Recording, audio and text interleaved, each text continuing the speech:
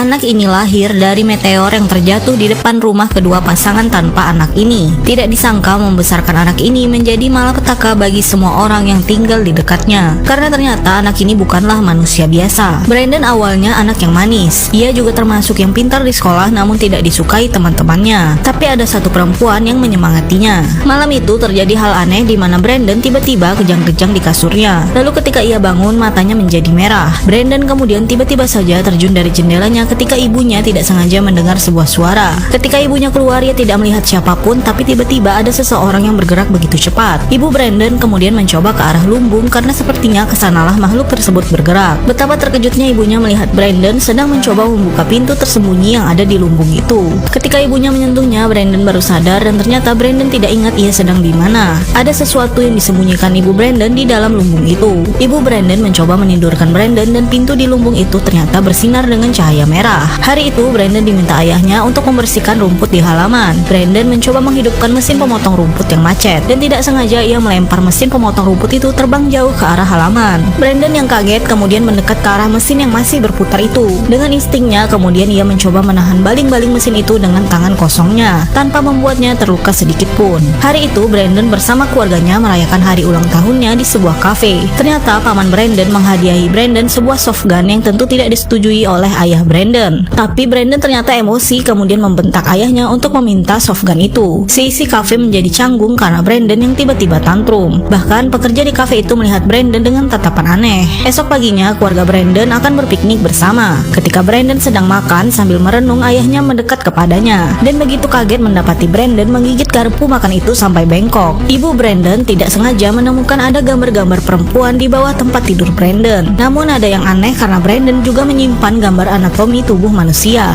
Akhirnya mereka pun pergi piknik di mana ayah Brandon mencoba berbicara kepada anaknya yang sudah mulai tumbuh remaja dan menjelaskan tentang seks yang dianggap Brandon dengan tatapan yang dingin. Malamnya ibu Brandon lagi-lagi mendapati ada sebuah suara di luar tendanya. Di tempat berbeda, teman perempuan Brandon melihat laptopnya yang hidup sendiri. Ia mencoba mematikannya namun laptop itu kembali hidup. Sampai tiba-tiba ia melihat ada sosok Brandon di dekat jendela kamarnya dan ia berteriak. Ibunya segera berlari ke kamarnya menanyakan kenapa ia berteriak. Anaknya melihat ada orang di jendelanya. Tapi ketika ibunya memeriksa, tidak ada siapapun di sana. Namun anak ini yakin bahwa ia melihat Brandon berdiri di sana yang membuat kaget ibunya. Ibu Brandon bergerak ke hutan mencari Brandon dan ia dikagetkan Brandon yang tiba-tiba muncul di belakangnya. Ibu Brandon mencoba berbicara kepada adiknya yang adalah guru Brandon di sekolah. Namun ia menganggap itu adalah bagian dari pubertas yang membuat Brandon menjadi berubah. Ibu Brandon kemudian tidak sengaja melihat Brandon menggambar sebuah simbol BB yang diambil dari namanya Brandon Breyer. Apakah yang akan terjadi selanjutnya? Saksikan di part selanjutnya.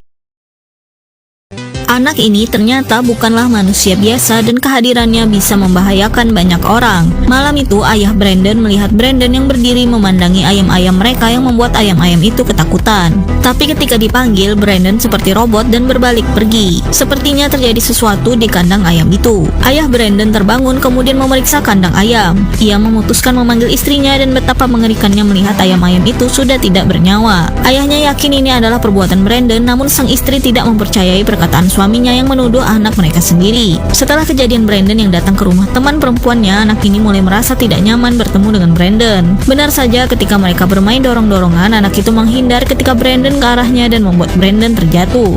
Pak guru menyuruh anak ini membantu Brandon untuk berdiri. Tapi awalnya anak ini enggan karena menganggap Brandon anak aneh. Tapi pada akhirnya ia terpaksa mengulurkan tangannya dan karena Brandon begitu marah, ia kemudian mematahkan tangan anak perempuan itu. Orang tua kedua anak itu dipanggil dan ibu anak perempuan itu merasa tidak terima dan seharusnya Brandon dipenjara karena perbuatannya. Ketika mereka pergi, Brandon menatap sinis kepada ibu tersebut. Kini orang tua Brandon mulai takut karena Brandon bukanlah anak biasa, apalagi ia lahir dari sebuah meteor yang jatuh. Malam itu Brandon terbangun dari tidurnya dan menuju ke lumbung membuka pintu rahasia di sana. Sebuah cahaya merah menguar dan Brandon tiba-tiba kesurupan mengucapkan hal-hal aneh. Ibu Brandon datang ke sana dan melihat Brandon sudah melayang. Tiba-tiba ketika cahaya merah itu redup, Brandon terjatuh dan besi itu melukai Brandon sampai berdarah. berbicara. Ibu Brandon mencoba mendekat kepada Brandon dan menjelaskan kepada Brandon bahwa ia sebenarnya bukan diadopsi, melainkan ia lahir dari sebuah meteor yang jatuh di depan rumah mereka. Brandon kemudian mengamuk dan merusak barang-barang di rumah mereka ketika ayahnya terbangun melihatnya. Ibu Brandon berkata kepada suaminya bahwa Brandon sudah tahu asal-usulnya. Lagi-lagi ketika Brandon mengucapkan mantra, mata Brandon berubah menjadi merah. Teman perempuan Brandon sedang bermain laptop ketika tiba-tiba laptopnya mati sendiri. Ketika ia menutupnya, ia begitu kaget melihat Brandon ada di sana. Brandon meminta anak itu untuk tidak berteriak karena ia hanya ingin memberikan bunga. Anak itu berkata bahwa Brandon tidak boleh menemuinya karena ibunya melarangnya. Brandon pun menjelaskan bahwa ia akan membereskan hal tersebut. Ibu perempuan itu adalah seorang pelayan di kafe dan ketika ia berberes, ia merasakan ada seseorang di kafenya. Ia melihat di dinding ada sebuah simbol yang sebelumnya dibuat Brandon ketika di sekolah. Tiba-tiba saja lampu di kafe itu pecah dan kacanya masuk ke dalam mata wanita ini. Kini sebelah mata wanita itu berdarah, namun ia belum menemukan siapa yang menjahilinya. Karena takut, wanita ini kemudian berlari masuk ke ruang persediaan untuk bersembunyi, namun ternyata sosok itu bisa membolongi pintu besi itu. Dengan mudahnya sosok itu membukanya dan akhirnya pintu pun terbuka. Tiba-tiba saja sosok bertopeng muncul di sana dan kemudian ia dengan cepat menyerang ibu ini. Polisi datang ke TKP untuk memeriksa. Pak polisi itu melihat sesuatu di jendela dan mencoba menghembuskan nafas. Muncullah di sana simbol BB tersebut. Saksikan di part selanjutnya.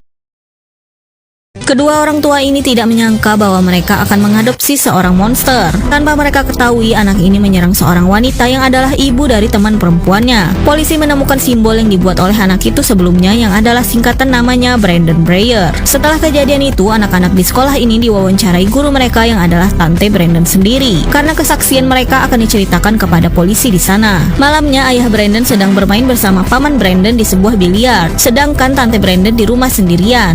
Dan kejadian aneh mulai terjadi ketika ada sosok melayang di luar rumahnya. Kemudian tiba-tiba ada seseorang mengebel rumahnya dan ternyata itu adalah Brandon sendiri. Brandon meminta tantenya untuk tidak menceritakan apapun kepada polisi karena jika tidak, sesuatu yang buruk akan menimpa dirinya. Namun tantenya malah memarahi Brandon dan meminta Brandon untuk pulang. Diam-diam Brandon dengan topengnya masuk ke dalam rumah, tepat ketika pamannya juga pulang. Pamannya begitu kaget ketika tiba-tiba ada sesuatu melayang di lemari kamarnya. Kemudian ketika ia menyalakan lampu, ia begitu kaget menemukan sosok bertopeng itu dan itu ternyata keponakannya. Brandon dimarahi oleh pamannya dan kemudian pamannya membawanya untuk diantarkan pulang. Ketika akan masuk mobil, ternyata Brandon sudah memakai topengnya dan dengan kekuatannya ia membuat pamannya sampai terpental jauh. Kemudian Brandon menghilang. Pamannya kemudian mengemudi sendirian untuk mencari keberadaan Brandon. Tapi tiba-tiba mobilnya mogok di tengah jalan dan Brandon sudah melayang di depannya. Lalu mobil paman Brandon tiba-tiba melayang ke atas dan kemudian dihempaskan begitu saja. Tentu hal itu membuat keadaan paman Brandon begitu tragis karena rahangnya patah. Brandon kemudian mengambil sedikit darah pamannya sendiri lalu menuliskan simbol dirinya di aspal. Orang tua Brandon tahu Brandon tidak di kamarnya dan mulai gelisah mencari keberadaannya. Sampai tiba-tiba Brandon pulang dalam keadaan tidak berbaju.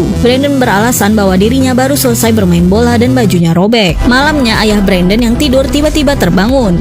Ia menemukan ada sebuah portal di kamarnya. Ketika ia masuk ke dalam, ia melihat istrinya sedang menggendong sesuatu. Tapi ketika suaminya mendekat, tiba-tiba sebuah cairan hitam keluar dari seluruh badan istrinya. Dan ketika ayah Brandon melihat bayi itu, ia melihat ada mata merah dan kemudian menyerangnya. Ternyata itu adalah mimpi buruk dari ayah Brandon. Mereka mendapatkan telepon dari saudara mereka mengabarkan bahwa paman Brandon mengalami kecelakaan. Istrinya begitu syok menceritakan kepada mereka. Ia juga sempat menanyakan kepada orang tua Brandon apakah Brandon pulang dengan selamat karena malam itu ia mampir ke rumahnya. Tentu saja hal itu mengejutkan mereka berdua. Ketika mereka pulang, mereka mengabarkan kepada Brandon bahwa pamannya sudah meninggal.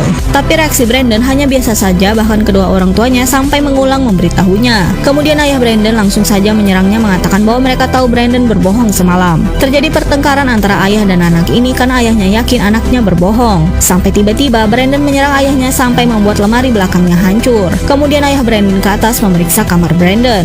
Dan betapa terkejutnya ia menemukan baju Brandon yang disembunyikan dan ada bekas cairan merah di sana. Tepat ketika itu Brandon masuk ke kamarnya dan untunglah ayahnya berhasil menyembunyikan bukti tersebut. Ketika di bawah, ayah Brandon memberikan baju itu kepada istrinya dan yakin bahwa saudara mereka dihabisi oleh Brandon, anak mereka sendiri. Di kantor polisi, sheriff memeriksa bukti-bukti yang terjadi di kota mereka. Ia lagi-lagi menemukan simbol aneh itu di TKP kecelakaan paman Brandon. Simbol yang sama dengan yang terjadi dengan ibu dari teman Brandon. Di rumah, ayah Brandon mengenang kembali masa-masa kecil Brandon. Sepertinya kedua orang tua ini akan menghentikan perbuatan Brandon lebih jauh. Saksikan kelanjutannya di part selanjutnya.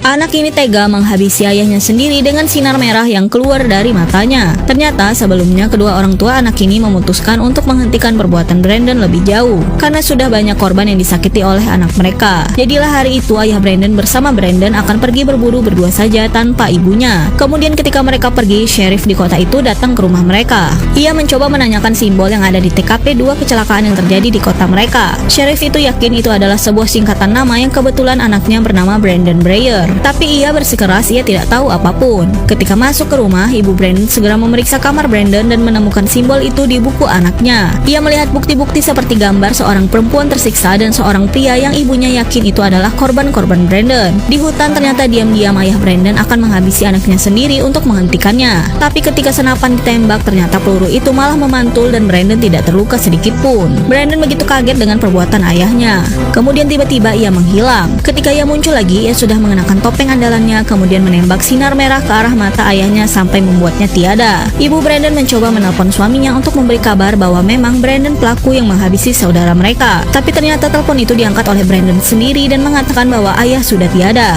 Dan kini ia sudah berada di rumah yang sekarang melayang di atas rumah mereka. Terjadi sebuah teror di rumah mereka. Ibu Brandon bersembunyi sambil menelpon sheriff, ia meminta tolong. Kemudian tiba-tiba saja ada Brandon yang terbang masuk ke dalam rumah mereka sampai membuat rumah itu nyaris ambruk. Dua sheriff itu kemudian datang ke rumah Brandon. Dan ketika ibu Brandon keluar, Brandon terbang menyerang salah satu sheriff secepat kilat. Kini ibu Brandon diminta bersembunyi sementara sheriff yang tersisa mencoba menghandle Brandon. Sheriff itu kemudian berhasil menemukan Brandon yang berdiri di depannya. Ketika ia memberi kabar kepada timnya, tiba-tiba saja sosok Brandon menghilang dan tahu-tahu sudah berdiri di belakangnya. Brandon segera menghabisi sheriff itu dengan mudah, sembari ibunya sendiri bersembunyi karena ketakutan. Ia sempat melihat Brandon melayang-layang di dekatnya. Kemudian ketika Brandon memeriksa di kolong tempat tidur, ibu Brandon ternyata sudah bergantung di luar untuk bersembunyi. Ia kemudian melompat dari sana dan teringat bahwa besi meteor itu bisa melukai Brandon karena sebelumnya memang Brandon terluka terkena besi itu. Jadilah ia mencoba ke lumbung untuk mengambil sedikit besi meteor itu. Di sana ia menemukan anaknya yang terdiam dengan topeng mengerikannya. Ibu Brandon mencoba mendekat dan kemudian menenangkan anaknya dan berjanji akan menerima Brandon apa adanya. Tapi diam-diam ibu Brandon sebenarnya mencoba menusuk anaknya dari belakang, tapi sayang sekali Brandon mengetahuinya dan kemudian menahan ibunya. Brandon kemudian membawa ibunya melayang ke atas sampai keluar dari bumi. Kemudian ia melepaskan ibunya dari ketinggian itu.